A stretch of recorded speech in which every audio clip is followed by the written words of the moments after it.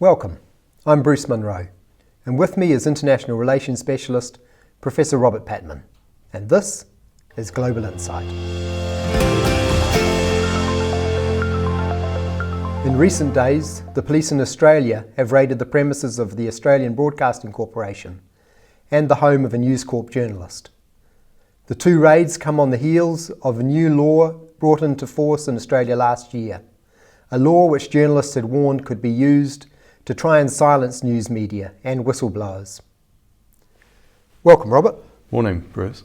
What's been happening over the ditch that's been of concern to you?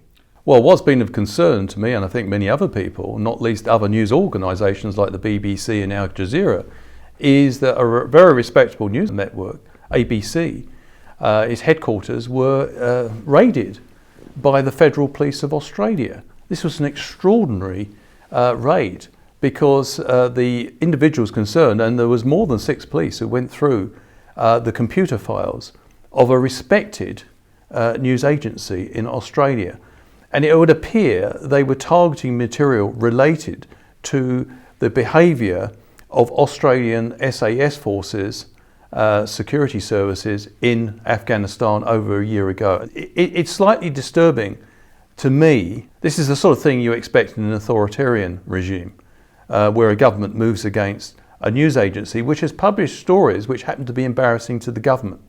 And we, as a liberal democracy, next door to a good friend, Australia, I think, our politicians need to comment on it. And I think we need to support those. A lot of Australian journalists are very concerned, and they feel that the government has altered the legislative framework in the last year and using this. Not necessarily on national security grounds, it might be in terms of political convenience. I mean, the far-reaching powers they had the ability to go onto the hard drive of the ABC network and not only take away material, but actually delete material on ABC's computers. So that is a stunning intervention into the circulation of free news in a pluralist democracy. Some people have quite a low opinion of the news media. So is there a problem if the Australian government is trying to make it harder for journalists to find out what's going on? Yes, there's an absolute problem. Well, let's be quite clear about this. Many politicians complain about the media because the media is doing its job in a liberal democracy, which is to ask them hard questions. So always beware of politicians who keep complaining about the media, because it suggests one or two things. Either they're lazy and they don't do their homework and can't answer the questions, and therefore they're blaming the questioners, or they've got something to hide. It's a privilege to be an elected representative in a democracy. And Harry Truman once said, if to aspiring politicians, he advised them, if you want to become a politician in a democracy, be prepared to take heat in the political kitchen, or in the kitchen, he called it. So, politicians should not feign surprise when they're asked tough questions. That's part and parcel of the territory, and that's what they're well paid to do. Can you give us an example of the difference that freedom of the press makes to people? I think freedom of the press makes a huge difference to people's lives. It enables individual citizens to find out information that the government sometimes doesn't actually want them to know. For example, about their incompetence, about the fact they've behaved in a way which may be at variance with their own laws.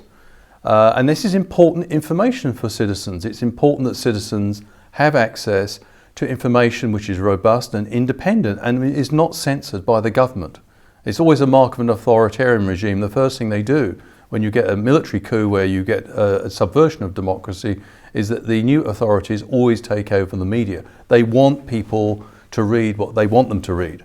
And that's not healthy in a pluralist democracy. It's all about rules and respect for rules, and that includes the free exchange of information. What's the state of freedom of the press worldwide? Well, I think it's on a bit of a downward slope.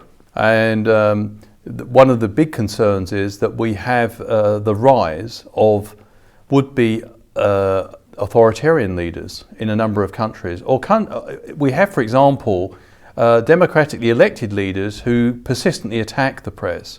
Mr. Trump in the United States has described certain media organs, such as CNN, as enemy of the people. Now that's very damaging. Because it means that Mr. Trump is basically saying there are good guys in the media, i.e. Fox, And there's bad guys, which is possibly much of the rest, including the New York Times. He keeps referring to the failed New York Times. Unfortunately, there is quite a large number of people who believe that when an elected person, particularly a president of the United States, says such things, it's licensed to behave in a similar fashion. And once the media's credibility in a democracy is thoroughly rubbished and undermined, then there's nothing to stop the government beginning to muzzle some of those freedoms. And I suppose what we see in Australia is a concern, not genuine concerns about national security. There are things which governments have to clearly preserve secrecy about. For example, people are working hard to preserve the freedoms of citizens in New Zealand and in Australia, and sometimes that work does involve discretion and secrecy.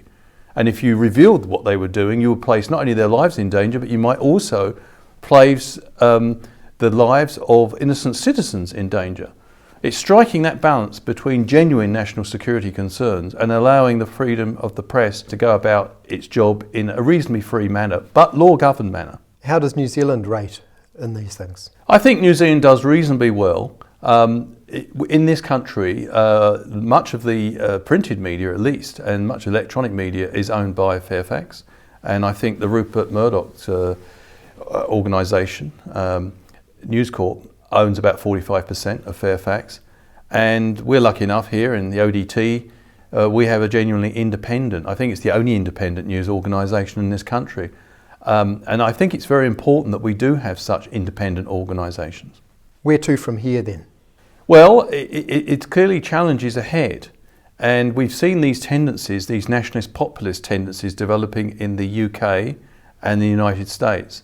It was very striking to me, Bruce, that when Mr. Trump visited Britain and had a press conference with Mrs. May towards the end of their discussions, that both President Trump and Mrs. May would only take questions from news organisations which Rupert Murdoch owns, the Times newspaper and the Sun. One of the dilemmas facing journalists, and you know this better than I do, is all journalists want access to people who are in power. And the problem is that we do seem to have some politicians who are demanding, as part of the price of access, that the journalists write very sympathetic stories according to the politician's agenda. And it's very difficult for journalists in that situation. And one way, I think, of making their job easier is to ensure that there is rules in place to support media freedom.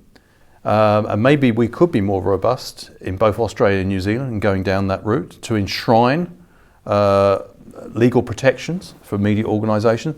I'm also deeply concerned about the lack of diversity in media ownership. I don't think any person should own more than one newspaper in a democracy. And I find it deeply disturbing. You know, we live in this paradoxical era, Bruce, where technically the news media can reach ever greater audiences because of wonderful technological changes, which we all, of course, I think, appreciate.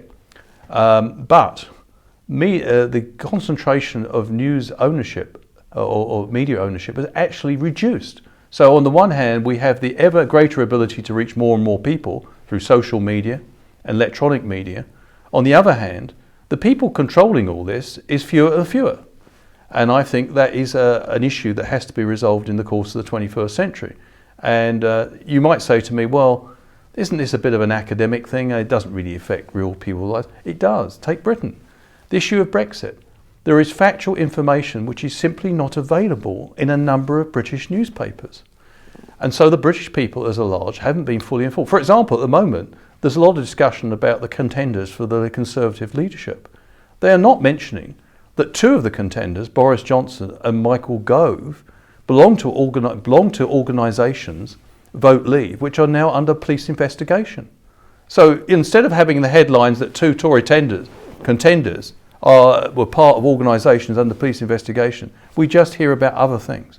Now, one or two newspapers, such as The Observer and The Guardian, are covering those things. But these are relatively tiny voices or small voices in a very big media environment. Thank you, Robert. Thank you. And thank you for watching. Catch us next time on Global Insight. Ka kite anō.